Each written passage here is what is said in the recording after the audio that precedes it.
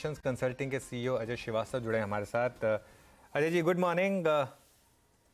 पहले तो एक मार्केट पर ब्रॉड व्यू आपसे, क्योंकि मार्केट एक ऐसा लग रहा है कि शायद गिरने को तैयार नहीं है। काफ़ी कुछ मार्केट के ऊपर थ्रो किया गया है, ये वॉर की सिचुएशन, बॉन्ड यील्ड्स काफ़ी सर्ज की, डॉलर इंडेक्स काफ़ी बढ़ा, एफआईएस की लगातार सेलिंग, ये वॉर हुई उसके बाद भी। अब इस समय आपका क्या व्यू है इस समय मार्केट को लेकर? आपने अनुज जी बिल्कुल कहा कि बाजार का एक मूड है जो कि ऊपर रहने का है। और लेकिन हालत यह है मार्केट में, ना तो खरीदने बनता है ना बेचते बनता है। हाँ। सिचुएशन ये आ चुकी है कि ग्रीड कहती है कि रहना चाहिए मार्केट में, थोड़ा सा फेयर वैल्यूएशन का कहता है, और इकोनॉमी कहता है कि और इन्वेस्टमेंट नहीं करना चाहिए। आई थिंक ये काफी अच्छा इक्विलिब्रियम है सिस्टम के अंदर में कि आप अपना लिक्विडिटी बरकरार रखिए, पोर्टफोलियो आपके ठीक चल रहे हैं, और ओवर कमिट करने की कोई जरूरत नहीं है, बिकॉज मार्केट कहीं बहुत जल्दी में कहीं जाने नहीं वाली है। और आपने अब देख लिया है कि सेक्टर टू सेक्टर करेक्शन होती है, आपको अपॉर्चुनिटी मिलती है, तो कोई जल्दी नहीं है। आपने आईटी में भी देख लिया, आपने बैंकिंग में देख लिया, कंज्यूमर में देख लिया, इंडस्ट्रियल में देख लिया, केमिकल में देख लिया, हर सेक्टर का रोटेशन होता है, ऊपर आता है। और जिन्होंने हाईज पे लिए हैं इन सेक्टर्स को, वो हमेशा पोर्टफोलियो को अंडर परफॉर्म करते दिखेंगे। तो आज के हालात हम यही कहेंगे, कमिटेड है तो लॉन्ग टर्म के लिए लीजिए, नहीं तो इन्वेस्टमेंट है छोड़ दीजिए, एक्स्ट्रा कमिटमेंट रोक लीजिए। ओके, चलिए फिर आप कुछ बात करते हैं कुछ बड़े स्पेसेस की, बड़े सेक्टर्स की। आईटी पर अब आपका क्या व्यू बन रहा है? मुझे याद है जब अप्रैल के डिजास्टर के बाद मैंने आपसे सवाल पूछा था, तो आपने एक व्यू ये लिया था कि यहाँ पर अब बहुत अच्छी अपॉर्चुनिटी है बाय करने की, वहाँ से स्टॉक्स चलें। और हालांकि नंबर्स और मैनेजमेंट की बॉडी लैंग्वेज में अभी भी कॉन्फिडेंस नहीं है, लेकिन फिर भी स्टॉक्स नहीं गिर रहे हैं यहाँ पर। आईटी, लार्ज कैप आईटी में खासतौर से अब क्या व्यू बन रहा है जी? अनुज, हमारा हमेशा जो पॉजिटिव रहा है उसका सिंपल दो तीन रीजन है बड़े इंपॉर्टेंट। एक है कि किसी भी इंडस्ट्री में ऐसी हमारी इंडियन कंपनीज हैं जिनकी मोनोपोली ग्लोबल नहीं है किसी भी इंडस्ट्री में, बिना आईटी के। नंबर टू इज, ये वो कंपनियां हैं जहां पे कैपिटल वापस करती हैं शेयरहोल्डर्स को, आप डाइल्यूट नहीं करती हैं, तो कंसिस्टेंटली बायबैक हुआ, डिविडेंड हुआ, आपकी अर्निंग आपको वापस आ रही है। और ये एक कैश जनरेटिंग मशीन है, आपने देखा इनके मार्जिन इतने हाई हैं, ये सीधा आपने बिलिंग किया, आपने पैसा लिया, कोई इन्वेंट्री रिस्क नहीं है, कोई डिफॉल्ट का ज्यादा रिस्क नहीं है।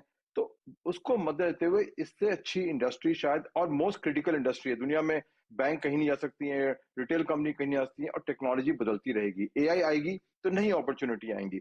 मेरे हिसाब से जब जब करेक्शन हो, इनको आप ले लीजिए, अपने पोर्टफोलियो में डाल लीजिए, शॉर्ट टर्म के लिए नहीं, लॉन्ग टर्म के लिए।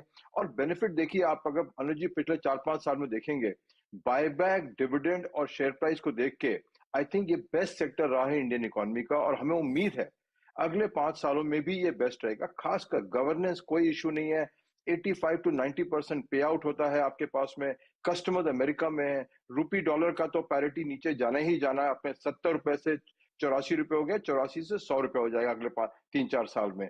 वो बेनिफिट आपको लगातार मिलते आ रहा है। इससे अच्छा स्ट्रक्चर क्या होगा? डिमांड सप्लाई ऊपर नीचे होती रहेगी, बट लॉन्गर टर्म व्यू लेंगे, इससे अच्छा सेट इंडियन इन्वेस्टर्स के लिए शायद नहीं मिलेगा as a block of the large IT companies. Okay, अच्छा, by the way delta corp अब डाउन फ्रीज पर 10% का फ्रीज लगा है यहाँ पर अब इस समय। अजय, कोई व्यू बन रहा है क्या इस स्टॉक पर? क्योंकि एक सर्वाइवल का ही क्लियर कट अब एक रिस्क आ गया। मतलब जितना मार्केट कैप या रेवेन्यू नहीं है, उसके 5 या 6 गुना डिमांड, और ऑलमोस्ट हर हफ्ते नया डिमांड नोटिस आ रहा है। If I was the owner, मैं तो चाबी देता गवर्नमेंट को ले जाके कि भाई आपको ले लीजिए चाबी, रिकवर कर लीजिए, जो करना अपने आप को नोटिस दे दीजिए आप।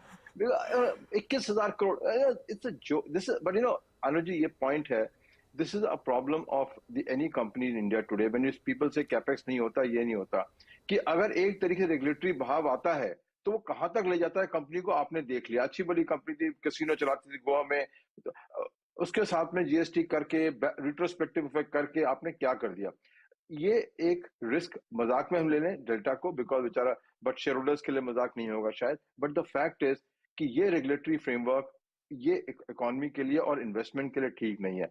ऐसा रिस्क कोई भी कंपनी उठा सकती है, बिकॉज आप रेगुलेशन रिट्रोस्पेक्टिव चेंज करते हैं, उसमें कंपनी क्या करेगी? आपने एक व्यू लिया आज की, आपने ये किया है, कल को चेंज हो जाता है, तो उसमें आपको डिमांड आती है, भी कंपनी खत्म हो जाती है। तो मेरे हिसाब से आई थिंक गवर्नमेंट को सिंपैथेटिक व्यू लेना ये चाहिए, इंडस्ट्री चलती रहे, जेन्युइन इश्यूज को पार्क करिए। आपने देखा टेलीकॉम में करके क्या मिला, डुओपली हो गई है इस सिस्टम में। तो ब्रॉडर देखते हुए इसको विड्रॉ करना चाहिए, इस पर टेम्परेंस लानी चाहिए, और जीएसटी अथॉरिटी को थोड़ा सा सोच समझ के काम करना चाहिए कि इतनी बड़ी कंपनी आपने, मुझे समझ नहीं आया कि जीएसटी डिमांड उसकी टर्नओवर से ज्यादा कैसे हो सकती है किसी की, मुझे अभी तक समझ नहीं आया है।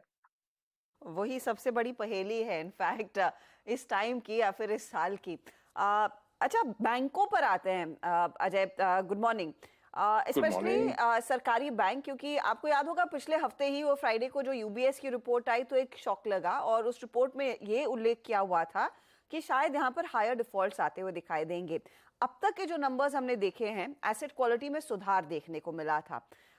ये ऐसा क्या पढ़ा जा रहा है जिसको लेकर थोड़ी सी चिंता है, और आप कितना इत्तेफाक रखते हैं उस रिपोर्ट से, और आपका स्टांस सरकारी बैंकों में क्या रहेगा? देखिए ये बड़ा क्लियर है कि जो अनसिक्योर्ड लोन्स हैं वो हमेशा शुरू में नहीं नजर आते हैं, 3 से 5 साल के लैग के अंदर में उनका इफेक्ट आता है इसके सिस्टम में।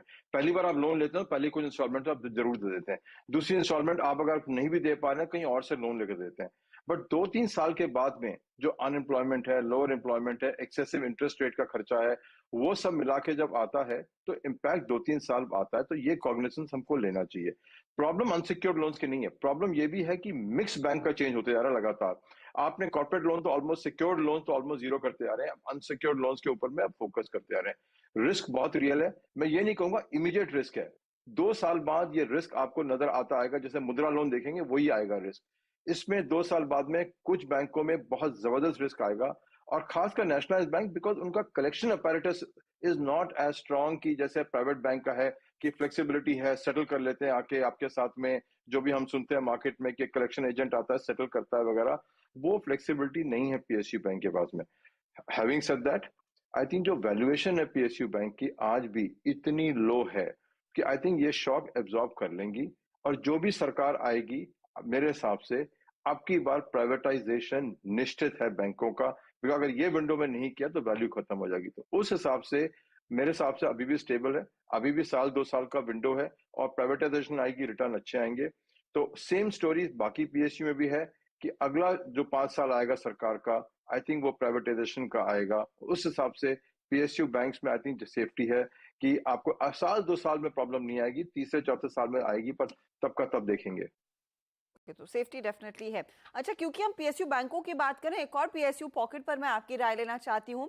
ये जीएमडीसी का stock, I am not sure आप इंडिविजुअली ट्रैक करते हैं या नहीं, लेकिन 6% के आज गेन्स हैं, और ये स्टॉक नियरली 30% प्लस के रिटर्न्स दिखा चुका है पिछले हफ्ते में। 12 महीनों में तो 206% का इजाफा। ये जो नई रॉयल्टी वाली पॉलिसी आई है कि लिथियम माइनिंग जब आप करेंगे उस पर अब कम रॉयल्टी देनी पड़ेगी, ये स्पेशली कमर्शियल माइनिंग के लिए, ये जीएमडीसी और बाकी पेयर्स के लिए कितना बड़ा गेम चेंजर रह सकती है? और स्टॉक्स में क्या अभी भी मौका है पोजीशन रखने का, या फिर हो गया खेल? देखिए हमारी होल्डिंग है तो डिस्क्लोजर के लिए कहते हैं कि हमारी होल्डिंग है, तो इसलिए पॉजिटिव इंटेंट होगी तभी होल्डिंग है। लिथियम तो खैर बहुत बाद में आएगी स्टोरी उसकी, जब खुलेगी 3-4-5 साल के बाद में। I think the real story जैसे जीएमडीसी वगैरह में, एक तो रिकवरी ऑफ प्राइसेस, और दूसरा है कि जो गुजरात गवर्नमेंट ने पॉलिसी बनाई है कि आप मिनिमम डिविडेंड हमको 30 से 40% कैश फ्लो का डिविडेंड देंगे, आप हमको री इन्वेस्ट नहीं करेंगे। आई थिंक उसको देखते हुए जब ये पॉलिसी आई थी 6 महीने पहले, तो कई निवेशक ने इन्वेस्ट किया था, हमने भी किया था इन्वेस्ट। आई थिंक ये वो लेटेंट रिकवरी है, जैसे आपने एनएमडीसी में देखा मेटल प्राइसेस रिकवर करी है और डिविडेंड के ग्रोथ के ऊपर में स्टोरी बन रही है। तो मेरा शायद कहना आपका सही हो सकता है कि लिथियम की स्टोरी पे लोगों ने लिया हो, बट जो हम लोगों ने निवेश किया था वो डिविडेंड की थ्योरी में किया था कि रॉ मटेरियल की जो उनकी मटेरियल प्राइसेस हैं लोस पे हैं, इससे रिकवर करेंगी, और अगर मिनिमम डिविडेंड गारंटीड होगी तो उसके अंदर में आपका काफी अच्छी डिविडेंड यील्ड मिल जाएगी शेयर प्राइस के अलावा। आई थिंक यही शायद मुझे लगता है यही स्टोरी यहाँ भी चल रही है, और यही स्टोरी एनएमडीसी में चल रही है। तो और काफी तगड़ा प्ले देखने को मिला है इन कंपनियों में, जीएमडीसी, एनएमडीसी, इनफैक्ट नाल्को, जो भी जुड़ा हुआ है इन माइनिंग रिलेटेड एक्टिविटी में, उन सब में अच्छा खासा इजाफा बनता दिखाई दिया है। अच्छा, अब कंजम्पशन थीम पर भी एक राय मैं आपकी लेना चाहूंगी अजय, क्योंकि इस स्पेस को लेकर आप हमेशा से दरअसल काफी वोकल रहे हैं, और आपकी तेजी की पोजीशंस भी पहले थी। इस फेस्टिव सीजन में ज्यादा कमाल कहां पर होगा? क्या वो ऑटो कंपनियां कर दिखाएंगी, या फिर जो रियल एस्टेट एंसिलरीज हैं and the likes of Polycab, वहां पर कुछ कमाल देखने को मिलेगा जो शायद अर्निंग्स में भी डिलीवर होगा? आई थिंक रिटेल में दो लेग्स हैं बड़े क्लियरली, एक है जो कंपनी जो माल बनाती है, एक है जो कंपनी माल बेचती है। जो माल बेचती वाली रिटेलिंग कंपनी उस पर तो हमारा स्टैंड काफी दिनों से नेगेटिव रहा है, कंटिन्यू नेगेटिव रहा है। आपने एवेन्यू मार्ट का रिजल्ट भी देख लिया कि क्या निम्न रिजल्ट आया है। उसमें सबसे बड़ी कंपनी ऑफकोर्स रिलायंस है, उसका भी देखेंगे क्या रिजल्ट आएगा रिलायंस रिटेल का। तो रिटेलिंग में तो हमारा कंसिस्टेंट नेगेटिव है, ट्रेंड सरप्राइज करता है हमेशा, बट वो टाटा की कंपनी है तो उनको अलग रखिए, बट बाकी रिटेलिंग में बिल्कुल ही नेगेटिव है। जो पॉजिटिव है, आई थिंक ऑटो सरप्राइज करेगा सेल्स में, बट मार्जिन पे आई थिंक डिसअपॉइंट करेगा। जो हम बाजार में इंडिकेशन देख रहे हैं, जो लोअर एंड की मास इकोनॉमी कार्स हैं और जो मीडियम कार्स हैं, डिस्काउंट बहुत जबरदस्त अभी फेस्टिव सीजन के अंदर ही शुरू हो गए डिस्काउंट। तो आप सोच सकते हैं नवरात्र के बाद में इनके डिस्काउंट क्या होंगे। अगर नवरात्र में इतना डिस्काउंट देते हैं तो उसमें मुझे लगता है कि अक्टूबर दिसंबर क्वार्टर में मार्जिन ऑटो कंपनी तो काफी डिसअपॉइंट करेंगी। बाकी कंज्यूमर कंपनी जो अपनी एमएनसी कंपनियां हैं, आई थिंक वो अपना स्टडी पाथ पे रहेंगी, बट ये ध्यान रखिएगा कि ऑटो कंपनी शायद मुझे लग रहा है खासकर कार कंपनी और स्कूटर कंपनी ये डिसअपॉइंट करेंगी मार्जिन पे आपको अक्टूबर दिसंबर में। तो मार्जिन थोड़े से डिसअपॉइंटिंग हो सकते हैं, वो डिस्काउंट का इम्पैक्ट आएगा, भले इनके वॉल्यूम्स में पिकअप देखने को मिले। अजय, बहुत बहुत शुक्रिया हमारे लिए समय निकालने धन्यवाद, के लिए। धन्यवाद।